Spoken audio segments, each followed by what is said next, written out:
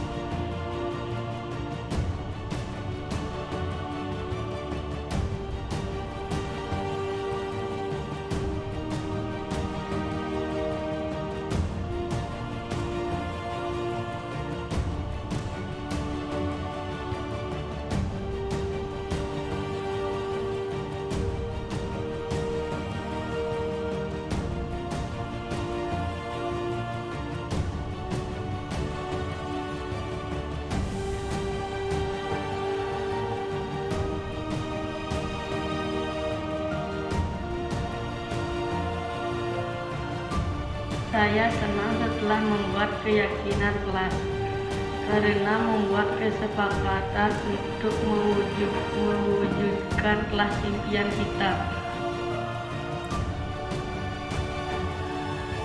Selamat malam Bapak Ibu semua.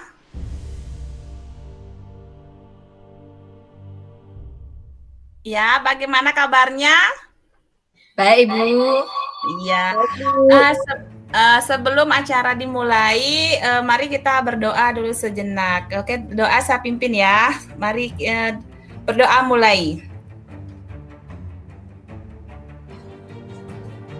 Doa selesai.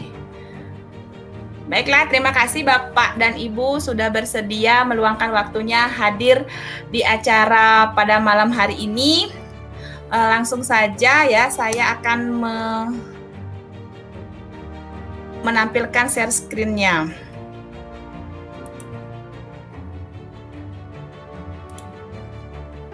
Oke, sebelumnya mungkin saya tidak perkenalkan diri karena Ibu semua sudah pada mengenal saya. Saya langsung saja. Adapun sudah nampak layar saya Ibu-ibu di sana? Nampak, Bu. Nampak, Bu.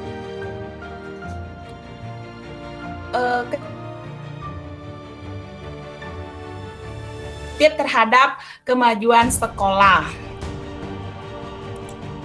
Ya, apa itu budaya positif atau budaya positif sekolah? Ya, budaya positif adalah keyakinan dan nilai yang disepakati yang menjadi kebiasaan bersama yang akan dilakukan secara terus-menerus sehingga menjadi suatu pembiasaan.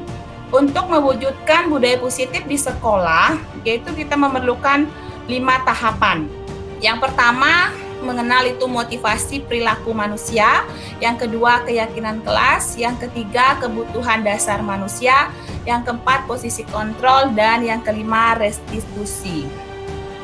Ini yang sudah saya pelajari sebagai CGP selama 3 bulan terakhir ini Bapak Ibu ya, karena pada hari ini saya bertugas untuk membagi pengalaman saya selama 3 bulan. Ini yang pertama, mulainya dari motivasi perilaku manusia. Di mana setiap manusia itu untuk melakukan sesuatu itu masih memiliki motivasi. Di mana motivasi manusia itu terdiri dari 3. Yang pertama, untuk menghindari ketidaknyamanan atau hukuman. Yang artinya di sini sama dengan kita di sekolah atau anak-anak agar tidak dihukum atau dia tidak agar dia nyaman sehingga dia melakukan motivasi. Contohnya, dia tidak mau datang terlambat ke sekolah agar tidak dihukum, jadi dia termotivasi untuk bangun pagi. Yang kedua, motivasi untuk mendapatkan imbalan atau penghargaan dari orang lain. Contohnya di sini, ketika kita memberikan pembelajaran kepada murid, agar murid itu mendapat nilai yang baik, sehingga dia belajar lebih giat lagi demi mendapatkan imbalan berupa nilai tersebut. Yang ketiga, untuk menjadi orang yang mereka inginkan dan menghargai diri sendiri dan nilai-nilai yang mereka percaya.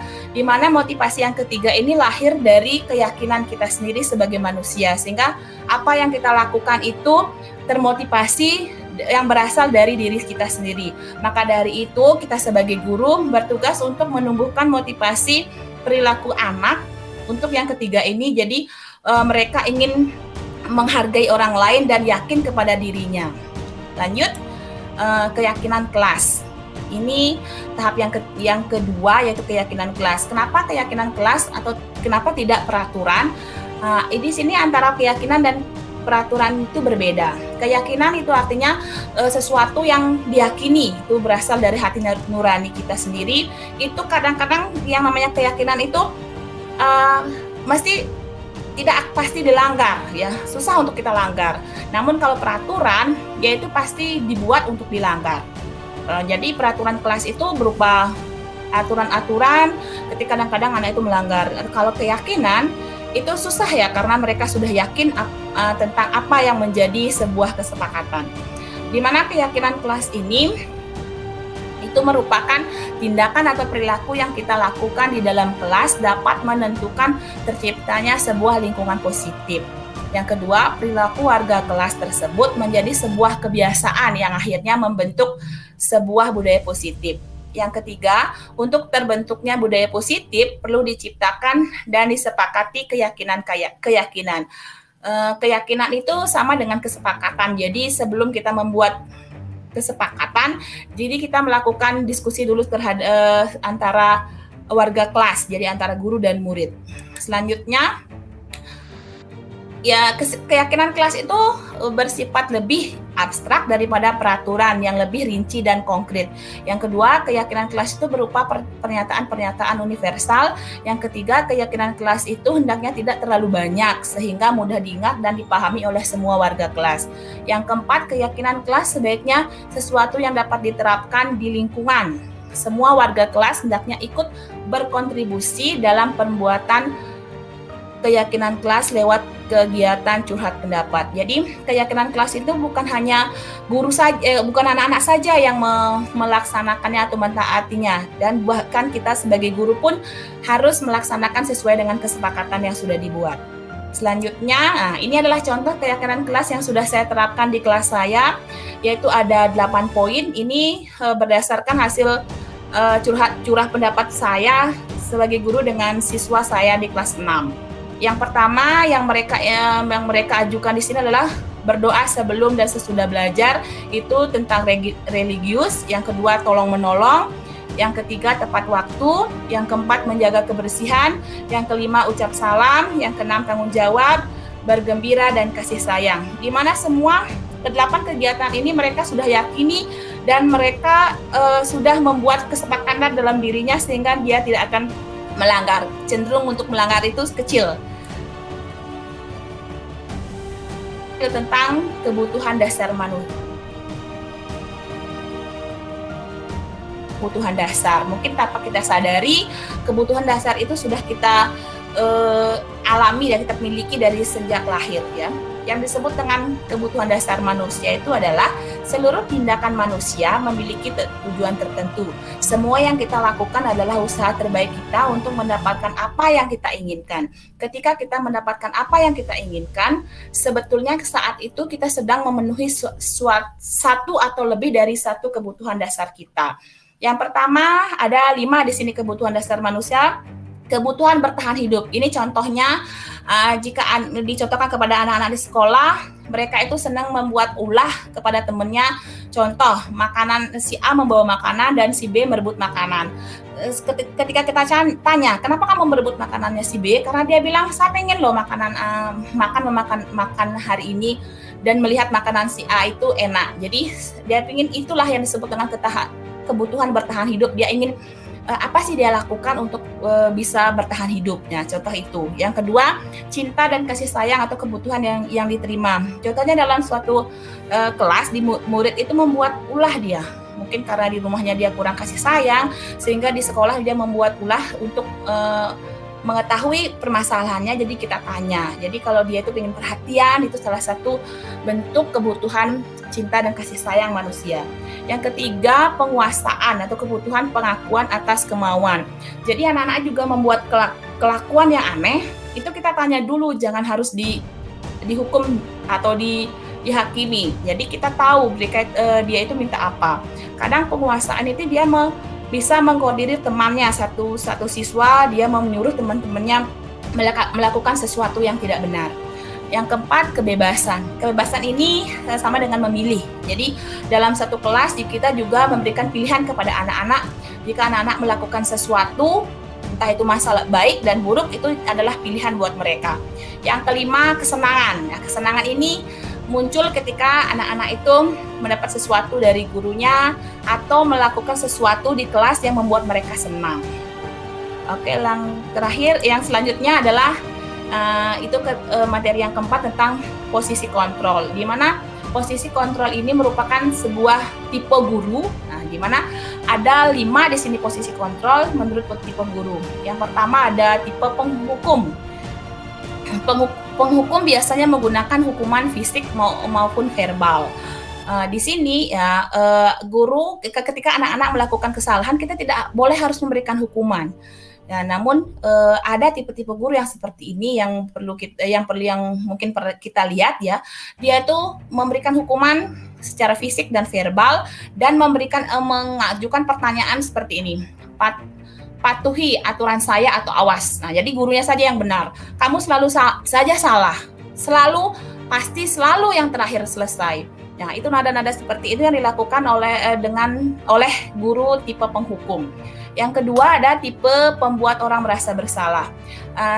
Pada saat ini di tipe ini berarti guru itu bersuara lebih lembut dengan nada, ibu sangat kecewa sekali dengan kamu. Beberapa kali bapak harus beritahu kamu, gimana coba kalau orang tua kamu tahu kamu berbuat begini. Jadi pertanyaan-pertanyaan itu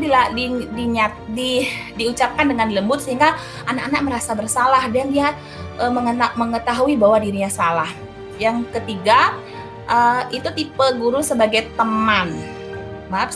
Tipe guru sebagai teman yaitu tidak akan menyakiti murid, namun akan tetap berupaya mengontrol murid melalui persuasi. Nah, contohnya, ayo bantulah demi bapak ya. Ayo, ingat tidak bantu bapak selama ini. Nah, ini kalau diterapkan tipe ini, jadi murid itu akan merasa dia berteman dengan gurunya.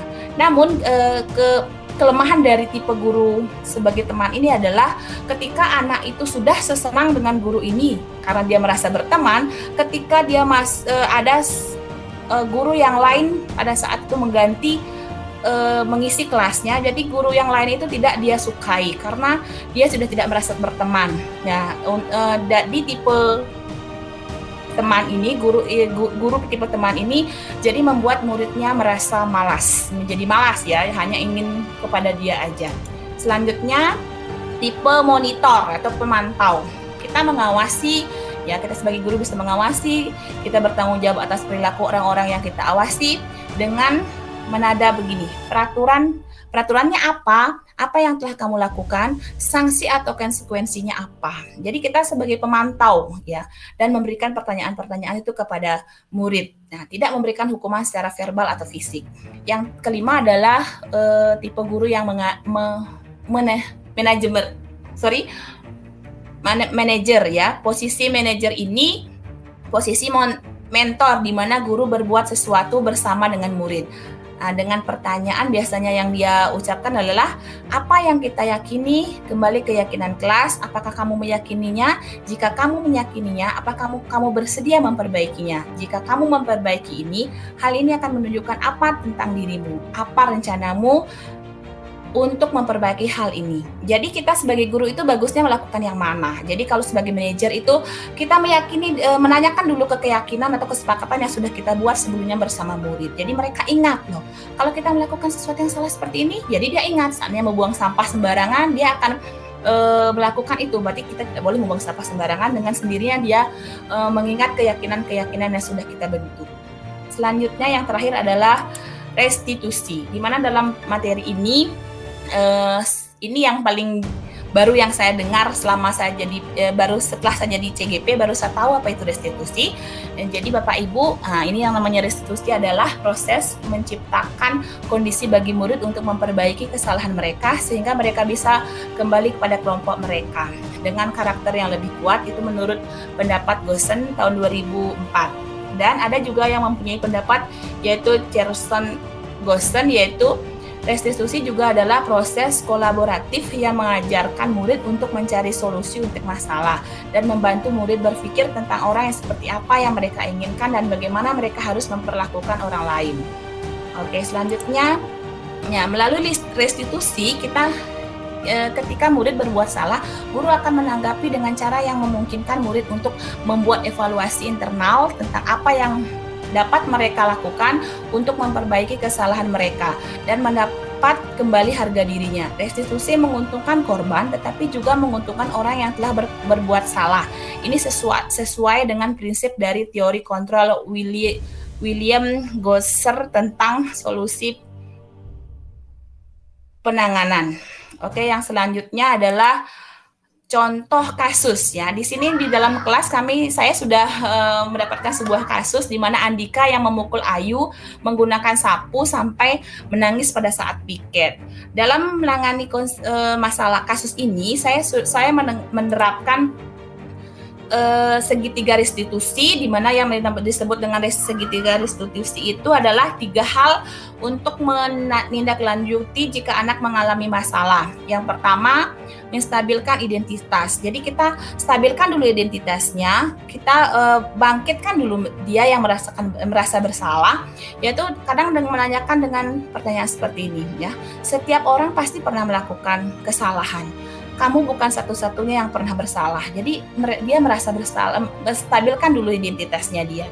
Selanjutnya, yang kedua adalah validasi tindakan yang salah. Jadi kita lihat dulu kenapa sih dia tuh melakukan hal seperti itu. Jadi dalam validasi tindakan yang salah ini kita menanyakan alasan kenapa dia melakukan hal seperti itu. Yang ketiga, menanyakan keyakinan kelas. Ketika kita sudah membentuk keyakinan kelas, berarti kita sudah tahu ketika anak-anak itu mengalami masalah, kita kembalikan kepada keyakinan kelas. Dia sendiri yang akan mencari nanti solusinya seperti apa. Seandainya dia tidak memukul temannya seperti kasus Andika tadi, dia akan sendirinya dia mengatakan bahwa ingat bahwa kita itu saling sayang kepada teman, tidak boleh mengganggu teman, jadi dia harus meminta maaf. Nah, itu yang sudah saya lakukan dalam kelas, itu membuat kesepakatan kelas dan menangani murid yang bermasalah dengan posisi kontrol. Oke, demikian presentasi dari saya. Jika Bapak dan Ibu ingin memberikan tanggapan, saya persilahkan. Oke, saya izin share screen.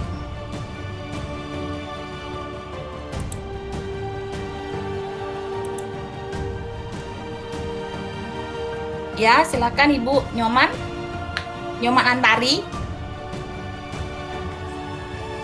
Terima kasih atas waktunya, Bu Kadek. Setelah yang melihat tentang presentasi Bu Kadek hari ini, saya komentari terlebih dahulu. Materi Ibu sangat menarik dan dikemas juga dengan PPT yang menarik. Dan sehingga membuat kami saat membacanya juga ingin mengetahui lebih dalam lagi. Nah, di sana saya lihat tadi ada 5 kontrol. Nah, dari kelima itu, apakah kita sebagai guru bisa memilih salah satu? Apa gimana Bu Kadek? Tolong dijelaskan. Oke, baik, terima kasih Bu Nyoman sudah memberikan pendanyaannya. Jadi kita sebagai guru itu baiknya kita melakukan manajer ya, karena kita selain memberikan solusi, Bu. Ya, selain kita di situ bisa memberikan sebuah penghentian kasus, jadi kita bisa menanganinya dengan menanyakan keyakinan kelas tadi. Jadi tanpa kita buat hukuman atau konsekuensi, mereka sudah tahu. Jadi kita sebagai manajer. Nah, terima kasih Ibu Nyoman ya sudah memberikan masukan kepada saya. Semoga nanti kita ya yang ada di lingkungan SDI kita, sekolah kita bisa menerapkan semua pembelajaran itu dengan paradigma yang berbeda. Jadi menerapkan restitusi dan bisa membuat keyakinan kelas. Ya nanti kita di sekolah kita di dalam kelas masing-masing terutamanya. Oke, baiklah, terima kasih Bapak dan Ibu karena waktunya sudah lama saya menyingkat waktunya. Akhir kata saya ucapkan terima kasih dan saya tutup dengan Pramu Santi. Om Santi Santi Santi Om. Mbak buka nih.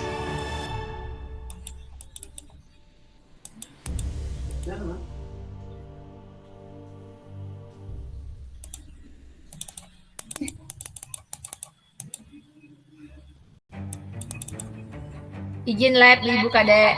Iya, terima kasih. Gimana caranya?